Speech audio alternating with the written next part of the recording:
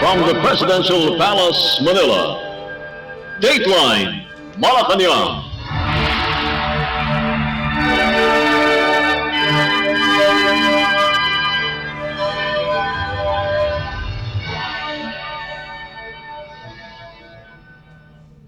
Good day, this is Dateline Malacañang and here are the news. In its aim to bring government services closer to the Filipino people, the administration of Philippine President Ferdinand R. Marcos Jr. will bring the Bagong Pilipinas Serbisyo Fair or BPSF service caravan to all 82 provinces in the Philippines following the resounding success of its launching on September 23, Saturday. The BPSF is the country's biggest service caravan aimed at providing major government services to less fortunate Filipinos in various communities across the country, featuring the government's flagship programs such as Kadiwa ng Pangulo, Passport on Wheels, Driver's License Registration Assistance, among others. President Marcos led the launching of the BPSF in Nabua, Camarines Sur, which was simultaneously launched in Lawag, Ilocos Norte, led by presidential son and Ilocos Norte Representative Ferdinand Alexander Sandro Araneta Marcos III, and in Tolosa, Leyte, led by House Speaker Martin Romualdez. Special Assistant to the President Anton Lagdameo led the BPSF in Poblacion Moncayo, Davao de Oro. In his speech during the launching, President Marcos said the BPSF is only one of the first initiatives of his administration to give hope for a new beginning for the Filipino people by providing them with all the services at the comfort of their provinces. For his part, Speaker Martin Romualdez, who is one of the principal organizers of the BPSF, said that the country's biggest service caravan aimed to bring more than 60 government services to 82 provinces nationwide. The BPSF National Secretariat comprises the Office of the President, the Office of the Speaker, the Presidential Communications Office or PCO, and the House of Representatives.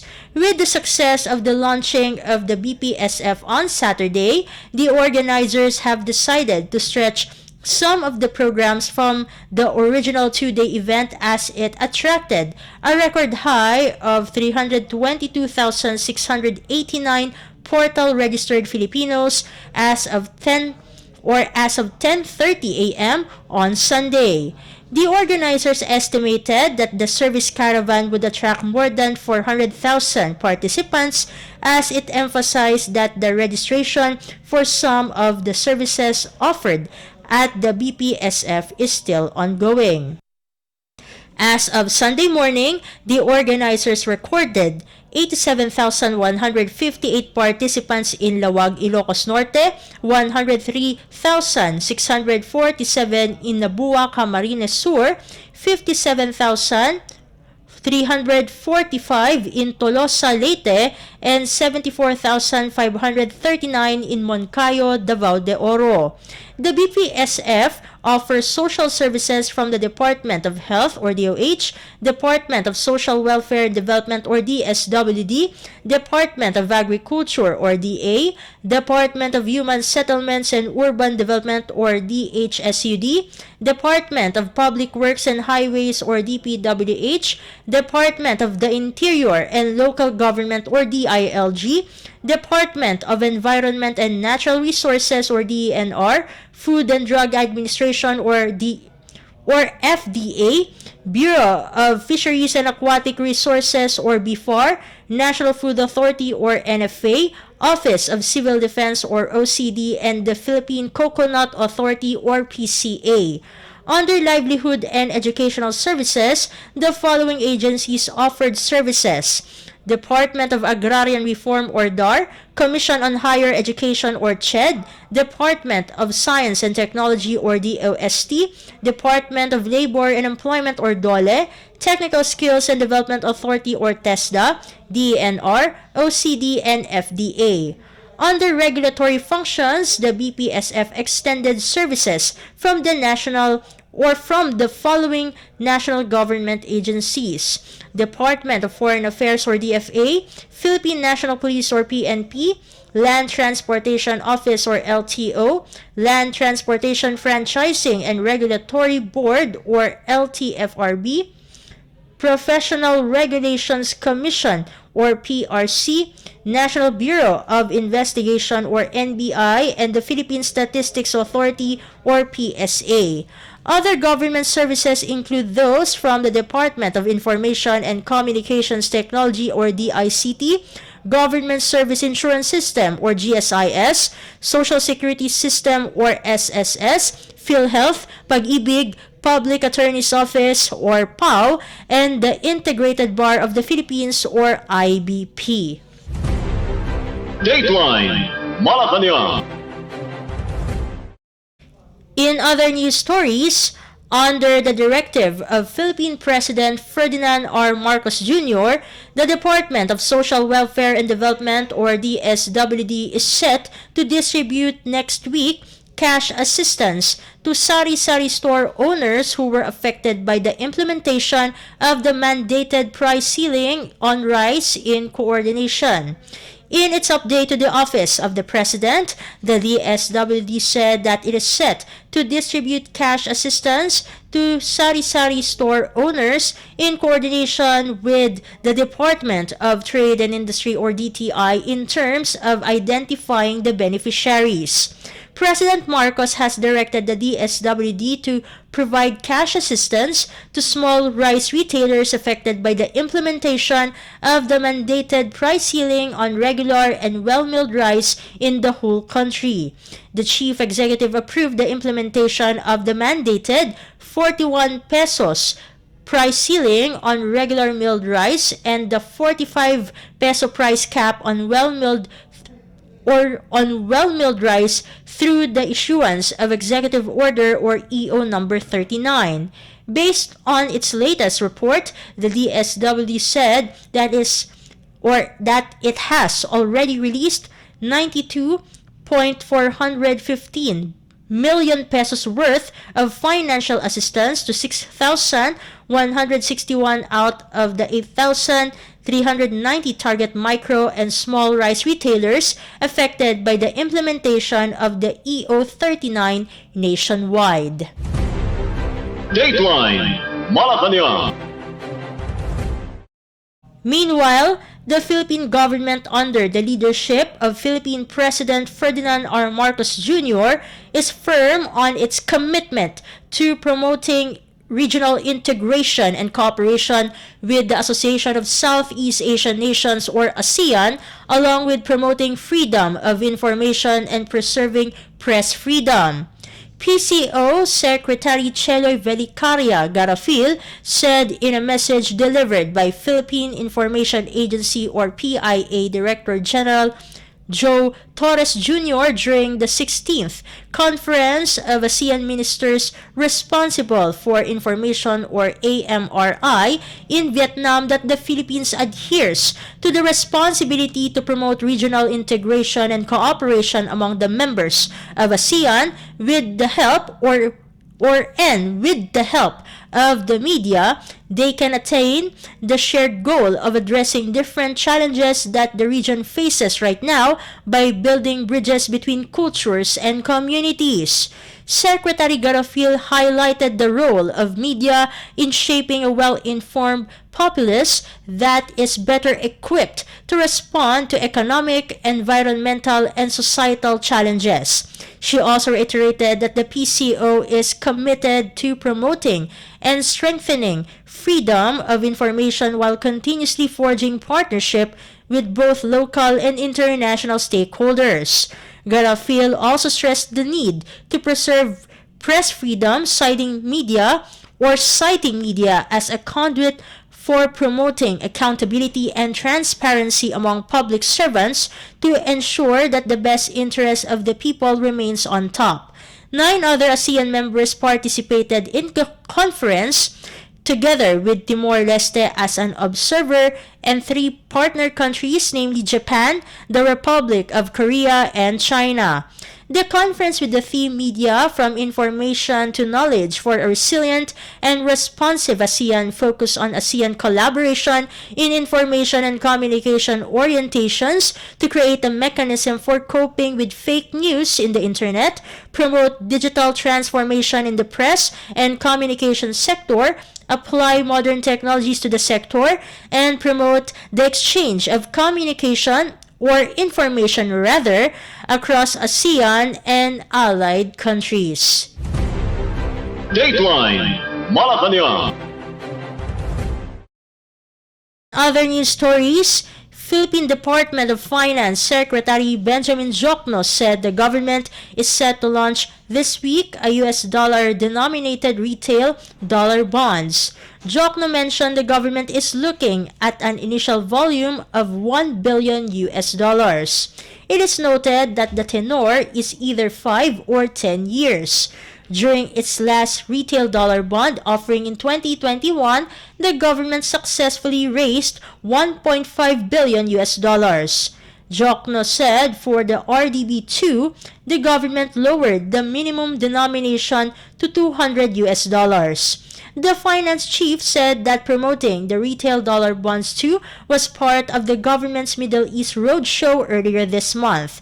Aside from the RDB2, the government is also planning to issue its maiden sukuk bonds. Jokno meanwhile said the working visit in Middle East served as a good opportunity for the Philippines to make new inroads into the previously untapped Middle East market. He mentioned Philippine government officials discussed with the UAE Ministries of Economy and Finance the ongoing negotiations of the Comprehensive Economic Partnership Agreement or CEPA as a means to deepen bilateral trade, investments, and economic cooperation. Dateline Malacañang. The national government's budget deficit widened to 133 billion pesos in August from 72 billion pesos a year ago due to lower revenues and higher spending, according to the Philippine Department of Finance or DOF.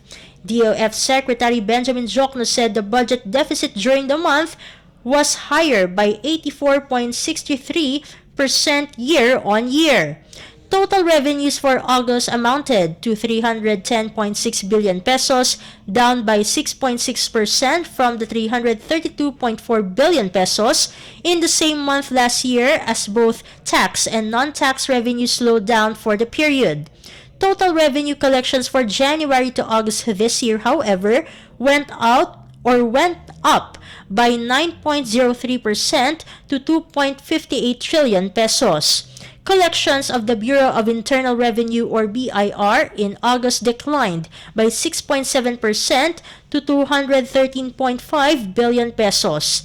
Year to date, BIR's collection went up to 9.4% to 1.7 trillion pesos. Jokno said the Bureau of Customs collections also went down by 4.9% to 75 billion pesos. Despite this, Jokno said he is not concerned about BOC's collection, adding that they are still way ahead year to date. BOC's collection for the 8-month period amounted to 581.5 billion pesos, up by 4% from last year. Jokno said this is already 67% of the BOC's 2023 target. On the expenditure side, the DOF chief said that the national government's expenditures in August grew by 9.7%, reaching 443.6 billion pesos. Dateline Malacañang. In other news stories, the Bases Conversion and Development Authority or BCDA is asking for the support of the Armed Forces of the Philippines or AFP to pass a bill that would extend the corporate life of the state-owned firm. In a statement, BCDA President and Chief Executive Officer Joshua M. Bingkang said the pending bill in Congress would strengthen the government's financial resources for the modernization program and provide support for the military's pension fund. The BCDA is pushing for the approval of House Bill number 8505, which aims to make amendments to the Basis Conversion and Development Act of 1992, also known as Republic Act number 7227. Bingkang said that leveraging the potential of economic zones would support the AFP modernization program, facilitate military replication projects, enhance collaboration with the AFP, and give priority to the military pension fund as directed by Philippine President Ferdinand R. Marcos Jr. The current remaining corporate life of the BCDA is 19 years. Following this, the proposal also sought to increase the authorized capital of the BCDA from 100 billion pesos to 400 billion pesos. Additionally, they aim to convert 5% of the authority's economic zones to freehold status from leasehold. Through this, they can release 1,856 hectares of land to generate a revenue of 400 billion pesos. This amount would be set aside for the military pension fund. BCDA also sought support from around 100 officers and members of the General Headquarters Units, Major Services, and Unified Commands of the AFP. The BCDA's modifications in the bill are part of the House Bill number 8505, which strengthens the authority's management in former military bases. This was recently passed on the third reading last August 22. From May 1993 to July 2023, the BCDA's gross disposition proceeds amounted to 59.71 billion pesos and were allocated to the modernization program of the military. This allotment gave the AFP monetary assistance in terms of crisis and defense against threats in the country. Dateline Malacañang. Meanwhile, the Philippine Department of Agriculture or DA and local government units or LGUs of tobacco-producing provinces urge intercropping among tobacco farmers to augment their income and compensate for markets lost due to health concerns over smoking. In an interview, DA Undersecretary Deogracias Victor Savellano said high-value crops like rice, corn, garlic, onions, tomatoes, and even bamboo can be planted alongside tobacco to expand farmers' income options. Intercropping also allows tobacco farmers to contribute to the nation's food security amid recent shortages in certain staple commodities, as added by Undersecretary Savellano. The Undersecretary also stressed that despite changing views towards smoking, the DA and the National Tobacco Administration or NTA must continue to sustain the domestic tobacco industry as an estimated 2.2 million Filipinos directly or indirectly depend on it for their livelihood. He noted that tobacco production generates some 160 billion pesos in excise taxes for the government annually, and a huge portion of the revenues fund the Universal Healthcare Program. Savellano pointed out that tobacco farmers typically earn around 120,000 pesos for every hectare of farmland, which is notably more than what rice and corn farmers make for the same piece of land.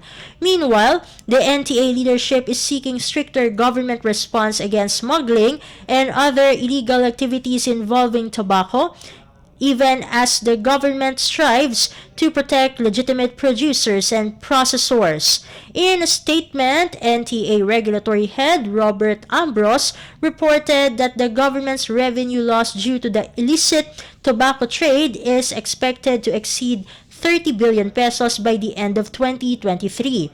It can be recalled that Philippine President Ferdinand R. Marcos Jr. made known his administration's intention to protect the livelihoods of tobacco farmers during the first International Tobacco Summit held in Taguig City in August. Dateline Malacañang. 2 billion pesos worth of smuggled goods, including agricultural products, were seized from January to September as reported by the Philippine Bureau of Customs or BOC. According to Customs Intelligence and Investigation Service or CIIS Director Vernie Enciso, the Bureau has so far apprehended illegal shipments of various items worth 31.5 billion pesos as of September 15. Enciso said the amount of products seized was the highest ever recorded by the Bureau. Majority of the items seized by the Bureau were counterfeit items such as shoes, bags, and clothes. The recorded amount of smuggled agricultural products is at 3.3 billion pesos. Aside from fake items and agricultural products, also included in the list were smuggled cigarettes and illegal drugs. Enciso said a total of 236,571 sacks of rice were also issued warrant of seizure and detention in several warehouses in Luzon. He explained that the owners of the warehouses have been given time to submit pertinent documents like proof of payment of duties and taxes, which will prove that rice importation is legal. Philippine President Ferdinand R. Marcos Jr. distributed around 1,500 sacks of confiscated imported rice to beneficiaries of the Pantawid Pamilyang Pilipino program or 4Ps during his visit to the National Food Authority warehouse in Zamboanga City. On Friday, the president was in the city of General Trias, Cavite for the same event, distributing 1,200 sacks of rice. More beneficiaries received free rice at the Bagong Pilipinas Servicio Fair launch in Camarines Sur, Davao de Oro, Leyte, and Ilocos Norte on Saturday. Dateline Malacañang. While with Clark's improved accessibility from different cities in Asia and nearby provinces in Luzon, the Clark Development Corporation or CDC is reintroducing the city in Pampanga as an industrial park and a tourist destination.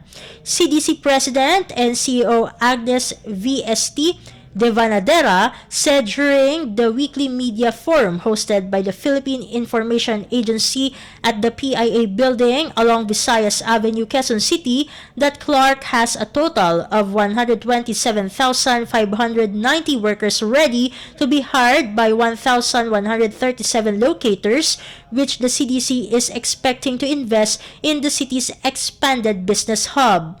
Devanadera mentioned that Clark is not just a premier investment hub but a leading tourist destination in Central Luzon as well. She said the Department of Tourism or DOT has already identified Clark as the MICE destination for 2024, referring to the city's meetings, incentives, conferences, and exhibitions hosting on July 10 to 12 next year. With the MICE hosting, Devanadera noted more tourists are expected to visit Clark, which has world-class hotels, shopping and dining establishments, and medical facilities. She meanwhile said Clark offers fiscal and non-fiscal incentives for businesses. Among the fiscal incentives she cited are income tax holidays, a 5% tax on gross income earned, enhanced deductions, VAT exemptions, and import duty-free. Devanadera also highlighted such non-fiscal policies as the free flow of goods, special visas for foreign nationals up to 100% foreign ownership, availability of needed manpower skills, and ease of doing business. She said the CDC would open a one-stop shop next month to assist and help investors in getting building permits, business licenses, and other important documents. Clark City also has a low crime rate, she said, with the CDC's Blue Guards assisting the police in maintaining peace and order. Devanadera noted that the CDC is addressing illegal activities, particularly human trafficking and online scams, including those linked to the Philippine Offshore Gaming Operators or POGOs. She also said the CDC has formed the Clark Security Advisory Council with the active participation of the Interagency Council Against Trafficking or IACAT under the Department of Justice to effectively address security concerns. Dateline Malacañang. And finally, State-owned Land Bank of the Philippines or Land Bank has released 2.2 billion pesos worth of loans to rice farmers from January to July this year through the expanded Rice Credit Assistance under the Rice Competitiveness Enhancement Fund, also known as RCEF. In a statement, Land Bank said the amount was released to 13,701 rice farmers and cooperatives. Of the total amount, 1.1 billion pesos financed palay or unhusked rice production of individual rice farmers listed under the Department of Agriculture or DA's Registry System for Basic Sectors in Agriculture or RSBSA, while 507.5 billion pesos was earmarked for relending of cooperatives to its members. Land Bank said 394.1 million pesos was used for rice trading and milling, while 222 million pesos was allotted for the purchase of farm machinery and equipment. The RCEF is a credit facility that aims to boost the productivity and income of small rice farmers and their cooperatives and cushion the initial impact of the rice tariffication law. The program allows individual rice farmers to borrow up to 90% of their total project cost at an interest rate of 2% per year. The loan may be used to purchase farm inputs for rice and rice seed production, farm machinery and equipment for production and post-production, working capital for rice and seed trading, as well as relending and rediscounting of existing loans of small rice farmers listed under the DA's RSBSA. Land Bank said it has fully disbursed the allocated fund for RCEF from 2019 to 2022 and shall continue to make available 500 million pesos in loans annually until 2024 to cooperatives and rice farmers registered under the RSBSA in the country's 38 rice-producing provinces. Dateline Malacañang. And that concludes today's edition of Dateline Malacañang. Don't forget to follow the social media accounts of Radyo Pilipinas World Service for important news updates. This has been Steph Vicente. Good day and stay safe, everyone. From the Presidential Palace, Manila, Dateline Malacañang.